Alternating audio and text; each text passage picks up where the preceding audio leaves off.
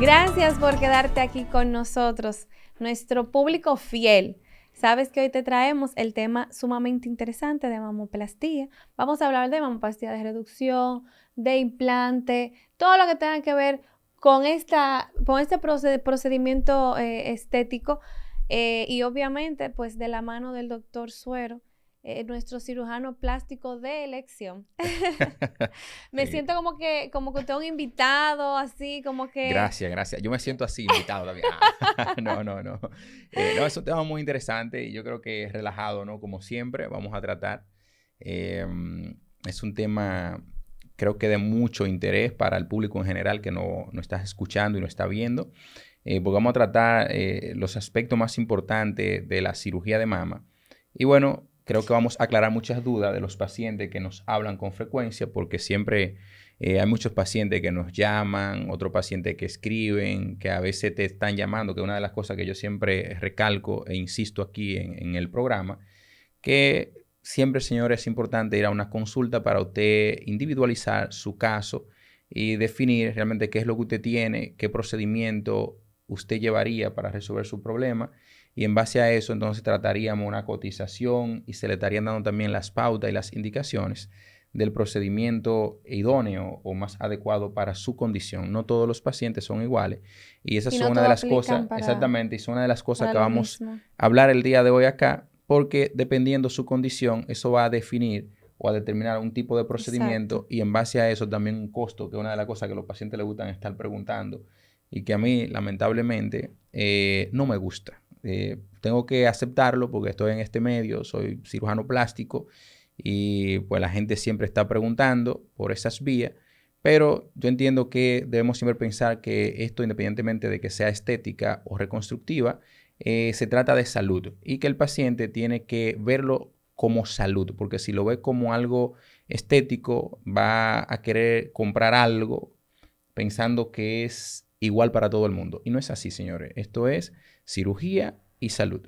No, y que la mama también es algo muy delicado, o sea, realmente los cuerpos no son iguales, las mamas obviamente tampoco, y cada procedimiento aplica de manera diferente para cada persona. Correctamente. Y a mí me gustaría que podamos iniciar aclarando el término de mamoplastía, Muy bien. porque abarca bastante, ¿verdad? Entonces, para que podamos definir bien qué es la parte de mamoplastía cuando hablamos de eso. Sí, claro. Cuando hablamos de mamoplastía, estamos hablando prácticamente de una cirugía de mama. Mamoplastía abarca todo, ya como su nombre lo dice, mama, mamo, de mamos, perdón, de mama. Entonces ya la plastía sería el procedimiento reconstructivo o estético que estaríamos aplicando en esa mama de la paciente que estemos tratando en ese momento. O sea, que estamos hablando de que podemos utilizar el término de mamoplastía de reducción y mamoplastía de aumento. Sí, Y ahí de claro. aumento, pues puede ser o con implante o con lipoinyección. Eh, Corríjame. sí, existen tres tipos de procedimientos para las mamas. Ahí se abarcan la mamoplastía. Existen tres tipos, que son mamoplastía de reducción, que son en pacientes que tienen mamas de gran tamaño, y eso obviamente tiene una clasificación y vamos a tocarlo más adelante. Entonces existe la mamoplastía de reducción, que es cuando quitamos determinada cantidad de tejido de una mama y la llevamos a un tamaño más pequeño y obviamente damos la forma, ¿no?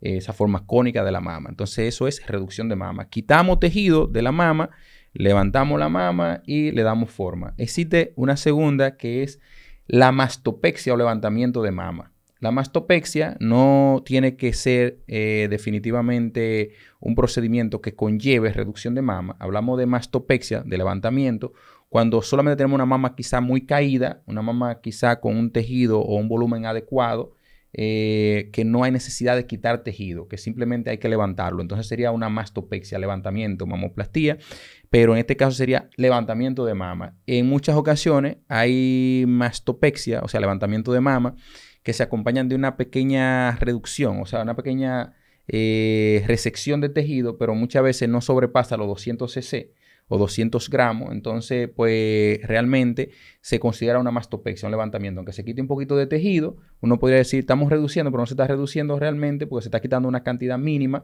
y se está levantando. Esa sería la segunda técnica y tenemos otra mamoplastía que es la de aumento, que es cuando nosotros colocamos un implante en la mama, en mamas hipotróficas, mamas muy pequeñitas, que ameritan la colocación de una prótesis, en este caso, para darle el volumen adecuado de acuerdo a la contextura física de esa paciente. Y muchas veces se puede también realizar lipoinjerto de grasa, o sea, se puede poner grasa en las mamas para darle volumen a estos pacientes. Este tipo de técnica es más utilizado en pacientes que ya han sido operados de cáncer de mama, que uno necesita mejorar, un ejemplo, esa piel donde uno va a hacer una reconstrucción, o paciente que se le ha hecho alguna reconstrucción que necesita un poquito más de volumen.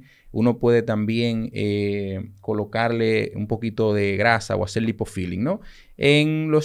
También se utiliza la lipoinyección o lipoinjerto de grasa en las mamas cuando hacemos explantaciones de mama, ¿no? O sea, quitamos implante de las mamas y el paciente ya no quiere el implante, se hace la reconstrucción con el tejido autólogo del paciente, es decir, se hace un colgajo de la misma paciente, pero muchas veces este volumen no es suficiente para darle un aspecto agradable y muy voluminoso a la paciente, entonces se acompaña de la colocación de grasita para nosotros darle el volumen y el aspecto cónico de esa mama en el paciente. Es decir, que son 3 renglones: reducción, levantamiento y aumento. Ahí queda resumido. Perfecto. Ese era el punto que quería aclarar. Y obviamente vamos a iniciar con la parte de lo que es la reducción de mama, porque obviamente conlleva también una situación de salud, esas mamas, esa gigantomastia. Claro. A mí me gustaría saber, por ejemplo, cuáles son los síntomas más frecuentes que le llegan a la consulta con estas mamas muy protuberantes, que obviamente pues ya nada más no es la parte estética de que quieren reducir, sino por todos esos síntomas que producen, Sí, por claro. el peso. Sí, aquí hay 2 aspectos importantes que tenemos que tratar, y es que la mama de gran tamaño tiene una clasificación, y ahí viene lo que le digo a los pacientes: doctor, me quiero reducir la mama, ¿cuánto usted me cobra? Nos vamos a ver cuál es tu condición en esa mama. Las mamas de gran tamaño se clasifican en 2 grandes renglones, que son la hipertrofia mamaria o macromastia y la gigantomastia. La hipertrofia mamaria se clasifica en 3, ¿no? Que sería grado leve o grado 1, grado moderado o grado 2 y grado 3 o grado severo. Y ya después de eso viene la gigantomastia. Entonces, el grado 1 es cuando tenemos una mama de gran tamaño, pero que el volumen que excede una mama normal, por así decirla, es más o menos de unos 500 gramos.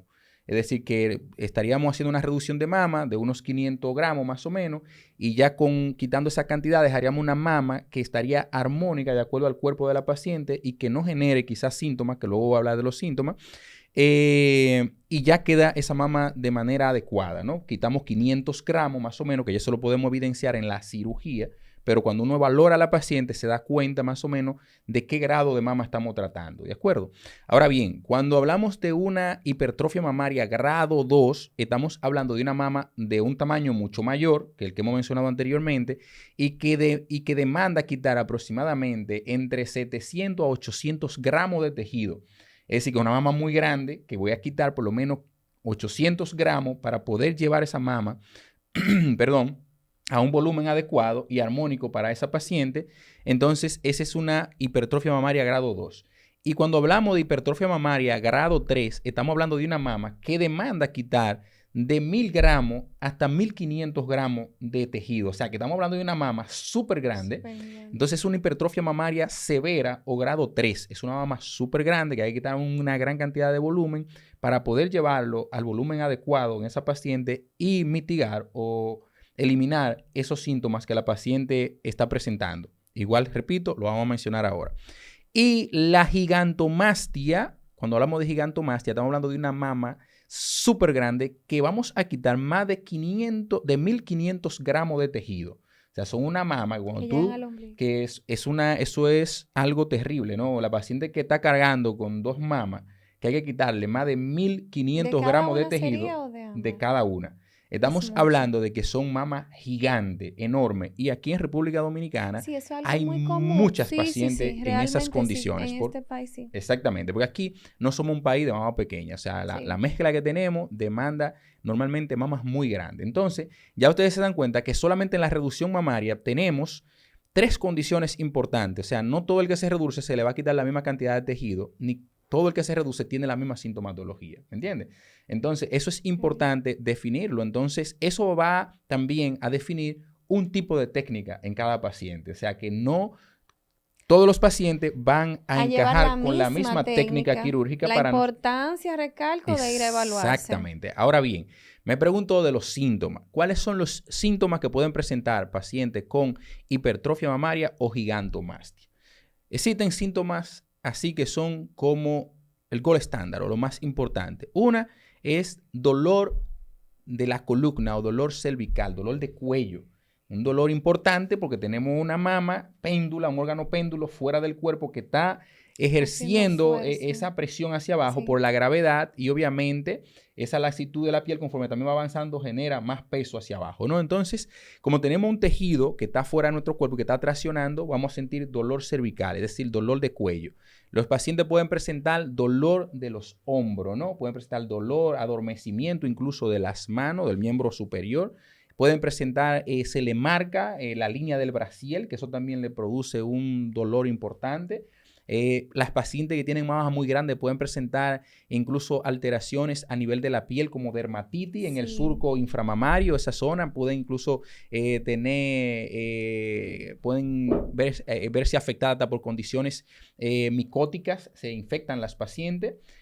Por el calor, la humedad, todo eso en el surco inframamario. Entonces, son pacientes que tienen a veces dermatitis en esa área secundario a ese contacto continuo, ese calor y esa mama tan grande que tienen. Entonces, son varias condiciones, pero estas son como las más importantes que los pacientes pueden presentar. Entonces, esos pacientes que tienen ese tipo de sintomatología son pacientes que tienen que operarse, hacerse un procedimiento reconstructivo para nosotros disminuir el tamaño de la mama y quitar entonces esa molestia en estos pacientes. Entonces, por eso en la actualidad se están tratando varios temas para incluir esto, ¿no? Dentro de programas de seguridad social, ¿no? Que vamos a hablar de eso un poquito más adelante. Eso quería también comentar, porque con todos esos síntomas, obviamente ya es otra condición. O sea, ya estamos hablando de sintomatología ya fuerte que están afectando y por ende entonces ya el seguro veo como que está con una visión de cubrir. Sí, nos gustaría que tocáramos ese tema también. Muy bien. Entonces, mira, con respecto a eso, existen muchos países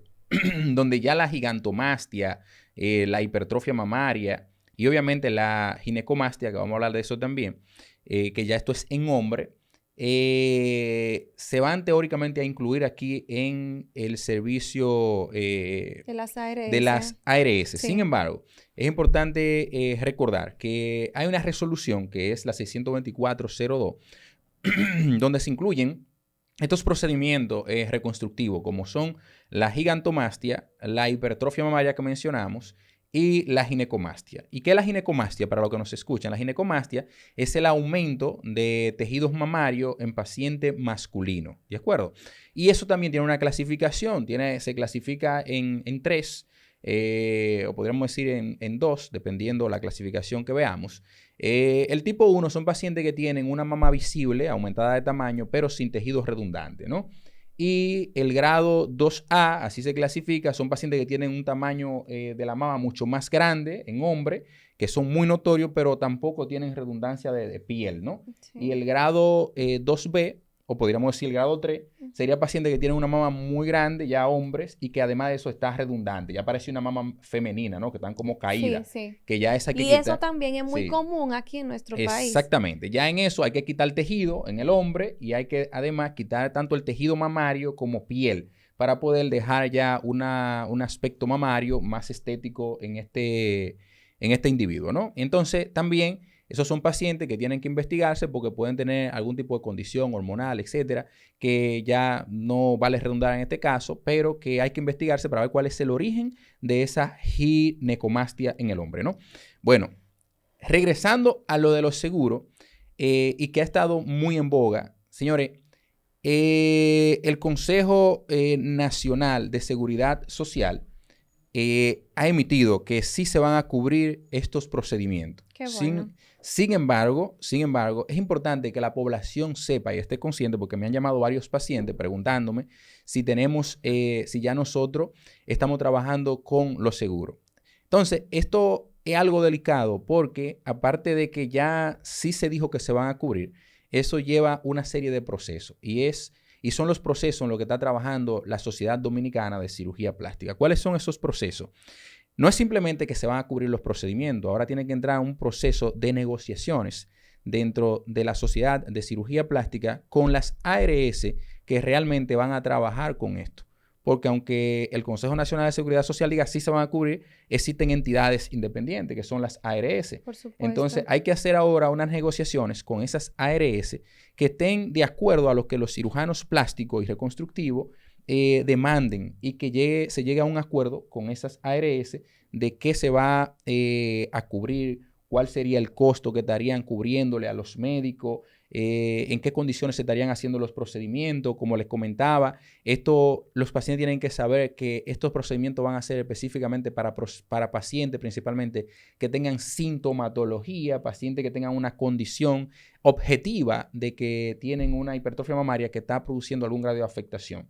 Entonces, aparte de que lo ve el cirujano plástico, posiblemente van a tener que verlo otros especialistas que corroboren la condición del paciente. Puede ser que sea un ortopedista, puede que sea rehabilitación, puede que sea tal vez ginecología que reciben estos pacientes, qué sé yo. Existen una serie de condiciones que ya eso me imagino y sé que lo están trabajando la sociedad con estas ARS con las que se van a hacer las negociaciones, porque eso tiene que tener un criterio para que se pueda realizar estos procedimientos y que las ARS le puedan dar cobertura. Segundo, hay que ser muy cauto al momento de hacer negociaciones con las ARS también, porque una vez que un médico o una sociedad hace un acuerdo con unas ARS, se tiene que ajustar a esos acuerdos y muchas veces afectan más al médico, creo que al mismo paciente, que eso es importante que los pacientes lo escuchen. Yo normalmente casi nunca hablo de estos casos porque no trabajo con seguro, a lo mucho con Idopril trabajo actualmente y lo hago casi por una condición altruista y social. Porque tampoco obtengo ningún beneficio de esta entidad, por así decirlo. Pero miren, es importante, señores, y por eso quizás se ha limitado un poquito lo de las ARS con la sociedad, porque lo primero es que hay que definir bien muchas veces los pagos. Imagínense que las ARS hacen un acuerdo con el médico donde dicen, bueno, mira, nosotros vamos a cubrir los gastos de la clínica, vamos a pagarte tus honorarios médicos, o vamos a hacer un paquete donde nosotros le pagamos, qué sé yo, te pagamos a ti el 100% de lo que se vaya a hacer y tú cubres los gastos de la clínica y demás, y de ahí tus honorarios.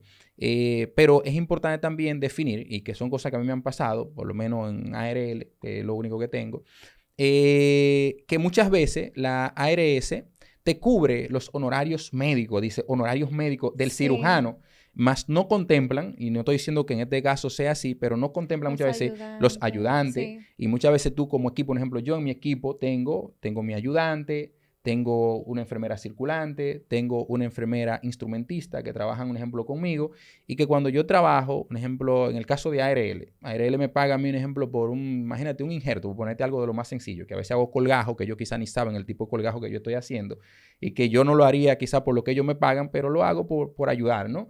Entonces te pagan, qué sé yo, imagínate 30,000 o 20,000 pesos por un injerto y yo gasto más de 20 con los ayudantes, por ejemplo, con mi ayudante, mis 2 enfermeras. Entonces yo termino pagando de mi dinero a ese personal que trabaja conmigo y ellos entienden que me están pagando y el paciente me exige como que ellos me están pagando un 100%.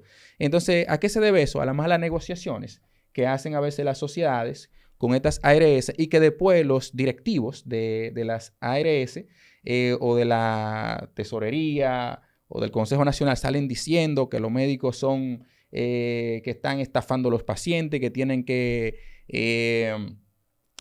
tienen que ir a exigir sus derechos, etcétera, y no saben que realmente ellos son los que están afectando a los profesionales de la salud. Y de hecho voy a decir algo aquí que todavía no debería decirlo, pero a mí me encanta la cirugía general. Usted sabe que yo hice cirugía general y laparoscopía antes de hacer cirugía plástica. Y para mí era indignante y chocante cuando yo iba, un ejemplo, en el hospital donde me formé, que iba al catálogo de procedimientos y a ver un ejemplo para hacer la autorización y veía los costos. Un ejemplo de una cirugía de estómago, una hemigastrectomía con gastroyeyuno anastomosis o asas de Brown, etcétera. Son procedimientos complejos que se hacen. Un paciente con un cáncer que tú lo vas a operar, le vas a quitar una parte del estómago, va a hacer una serie de procedimientos y te pagaban 35,000 o 45,000 pesos. Tú dices, esto es algo que no voy a decir ni la palabra, pero es casi una falta de respeto a un profesional que duerme la noche entera en un hospital. Yo duré 4 años durmiendo en un hospital preparándome y que tú salgas a la calle a hacer un procedimiento complejo en un paciente que tú tienes que darle un seguimiento intensivo de 3 a 5 días interno en un hospital con el riesgo de que una anastomosis de esa pueda volar, se pueda pasar cualquier cosa, que tengas que reintervenirlo y tienes que darle un seguimiento a largo plazo a un paciente y te están pagando a ti prácticamente una miseria por algo que realmente es algo súper complejo. Entonces, quienes hicieron esos acuerdos, o las ARS también, o sea, le dicen al paciente, exígele al médico, pero no saben lo que el médico está haciendo. Entonces, te digo, desde ahí tiene que venir las negociaciones antes de... No, es que, por ejemplo, lo del tema de la reducción de mama es algo muy delicado, porque como yo dije al inicio, las mamas son muy delicadas. Correctamente. Y el seguimiento, porque es que a veces quizás el mismo paciente entiende, ok, me operé y ya, y no es así. O sea, eso conlleva citas de seguimiento para una buena evolución. Correcto. Donde el cirujano plástico no solamente te va a ver una sola vez después de la cirugía. O sea, el cirujano plástico está para velar que esa cicatriz de esa mama que hubo que hacer tanta reducción, cicatrice de una manera correcta y que no afecte. Sí, claro, y obviamente, por eso es que me alegro mucho que realmente se esté en ese proceso, ojalá y realmente se culmine y que todas esas mujeres que padecen de esa situación de salud se puedan hacer eso, pero que también se haga pensando en el profesional de la salud. Justamente ayer yo estaba viendo algo en la televisión y decían que los profesionales que realmente la sociedad más necesita es quizás lo menos vulnerados, se dice, ¿verdad? Vulnerables. Ajá. No, y por ejemplo, a nivel monetario me refiero también. Porque, por ejemplo, los médicos, los profesores, aunque ahora los profesores lo han ayudado un poquito, pero aún así realmente también es una profesión de vocación. Los mismos policías, en fin. Entonces, vuelvo y caigo a lo de los profesionales de la salud.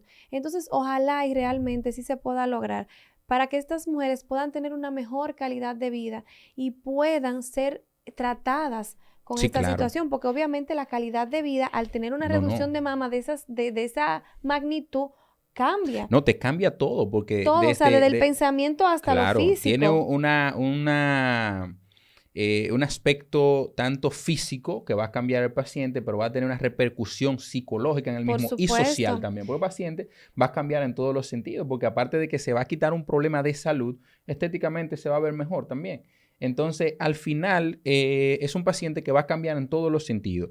Pero, igual, como te decía anteriormente, y que la población lo sepa, esto no es que sea un problema tampoco de dinero, pero tiene que definirse bien esa parte entre lo que conlleva todo, porque por eso es que no se ha terminado de definir. Y es bueno que ellos sepan el proceso que está. Claro, porque al final del día, nosotros como médicos, pues tratamos de brindarle un servicio a nuestros pacientes y brindarlo de la mejor manera. Y obviamente uno no ve el signo de peso en el paciente, pero decía un profesor mío cuando yo me estaba formando, cuando nos preguntaba que por qué estábamos haciendo nosotros medicina, nosotros todos decíamos, no, porque me gusta, quiero ayudar, que etcétera. Y él decía, ¿y no quieren ustedes tampoco entonces conseguir dinero?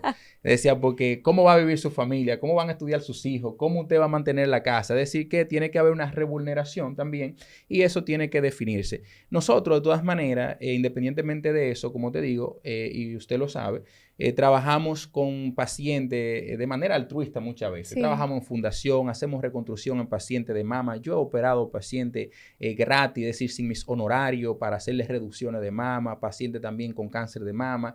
Es decir, que uno hace este tipo de obras altruistas, pero si hay una entidad ahora donde los pacientes también están pagando su dinero. Sí, es porque decir, un yo lo hice seguro, una cosa, la cosa como son, claro. o sea, esas personas están pagando su seguro. Exactamente. Entonces, si esas pacientes que están pagando su seguro, que están en su trabajo, que se lo descuentan todos los meses y se está haciendo ahora, se le va a dar ese servicio, entonces también los médicos, aunque no cobremos, porque definitivamente, y es bueno que la población lo sepa, aunque los seguros paguen estos procedimientos, nunca van a pagar las ARS lo que un médico realmente debería cobrar por estos procedimientos. Es decir, que nosotros, de manera definitiva, al final vamos a hacer una obra, podríamos decir, entre dos, altruista, ¿no? Casi altruista, porque vamos a obtener una remuneración quizá económica por las ARS, pero al final del día no tal vez lo que nosotros deberíamos cobrar. Pero uno lo hace porque a uno le gusta, obviamente, y entendemos que es una condición de salud y que muchas personas aquí en República Dominicana lo necesitan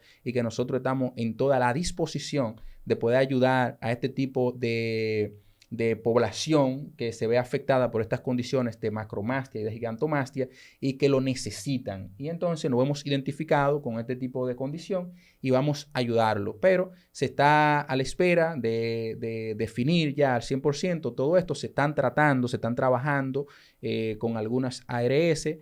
Una vez que ya eso esté concluido al 100%, yo sé que ya la mayoría de los médicos van a comenzar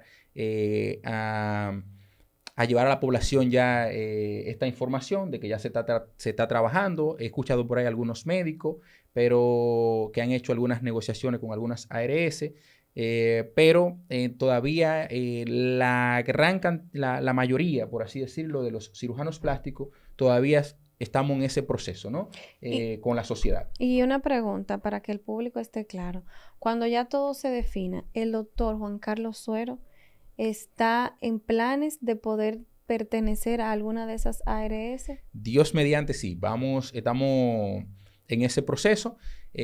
Una vez que ya eso esté concluido, sí, que la sociedad ya defina todo, nosotros vamos a entrar en este proceso y vamos a ayudar a todas las personas que podamos, independientemente de las negociaciones que se hagan. Es decir, que nosotros nos ajustaremos a las negociaciones que haga nuestra Sociedad de Cirugía Plástica y Reconstructiva, SODOCIPRE, y los acuerdos que ellos hagan, buenos o malos, por así decirlo, nosotros nos vamos a montar en ese... Sabemos que usted es uno de esos, de los que está en la sociedad. Sí, claro.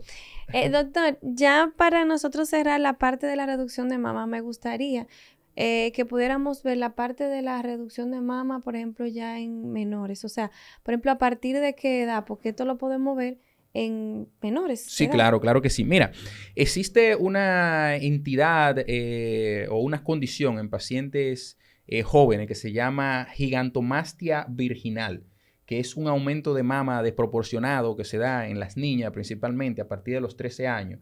Y las mamas crecen de manera desproporcionada de 13 hasta los 18 años aproximadamente, a veces hasta un poquito más. Y son unas mamas que crecen de manera desmesurada, por así decirlo, agresivo.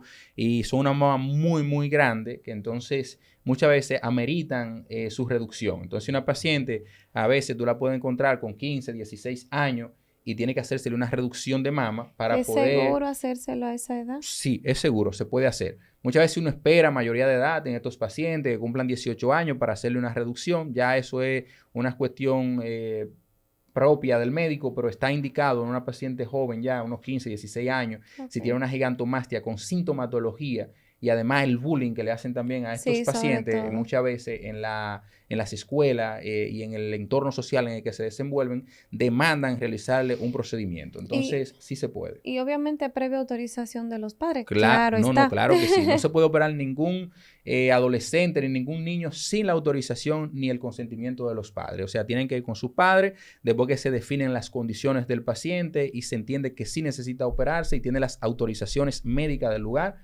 prequirúrgica, y los padres firman la autorización, entonces nosotros podemos proceder con el procedimiento quirúrgico. Bueno, señor, este tema está sumamente interesante. Hace rato que me están haciendo así, que pasemos, pero yo no me quiero parar. Pero quédate aquí con nosotros porque ya cuando regresemos nuevamente vamos a hablar de la otra parte de lo que es la mamoplastía, que ya es de aumento y las técnicas nuevas. No te lo pierdas, no te muevas. Este es el momento de tú pararte a buscar agua, de buscar a alguien que tú sepas que quiere escuchar el programa y quédate aquí en Cirplastic contigo.